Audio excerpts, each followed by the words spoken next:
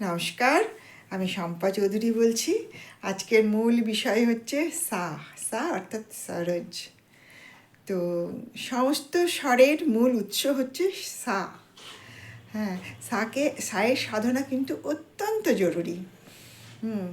আমরা শুদ্ধ স্বরকে নিয়ে আমরা খুব ব্যস্ত থাকি। সা রে গা মা পা ধা নি সা, সা নি ধা পা মা গা রে সা, এটা নিয়ে আমরা কিন্তু সপ্তক নিয়ে আমরা খুব ব্যস্ত থাকি। কিন্তু সাকে কিন্তু খুব যদি বাকি স্বরগুলোকে যদি ধারণ করা যায়, কণ্ঠে যদি আমরা ধারণ করতে পারি, তাহলে কিন্তু সায়ের সাধনা অত্যন্ত জরুরি।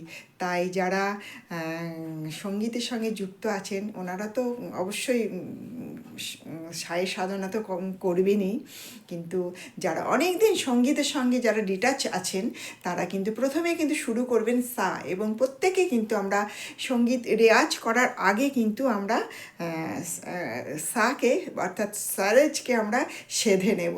অন্ততপক্ষে 20 মিনিট আমরা প্র্যাকটিস করে নেব।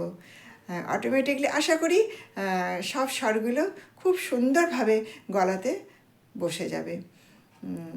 তাই বলে এই নয় শুধু সাকে করব, তাই বলেই আর বাকি শুদ্ধ কোমল করিমা এগুলো করব না, সেটা কিন্তু নয়। তবে ইম্পর্টেন্ট যেটা বললাম, কারণ আমাদের গুরুজি সাকে সাধনার জন্য সব থেকে বেশি জোর দিতেন। প্রথমে গিয়ে কিন্তু আমরা 15 মিনিট সবাই মিলে আমরা সায়ের সাধনা করতাম। সা তো সায়ের সাধনা এই এতটাই জরুরি।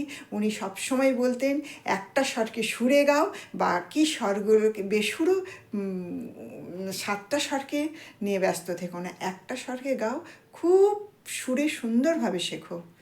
আজকে এই পর্যন্ত।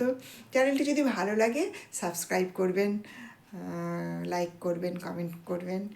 যদি ভালো নাও লাগে ভিডিওটি, তাও বলবেন যে না ভালো লাগেনি। সবাই ভালো থাকবেন। আজ এই পর্যন্ত।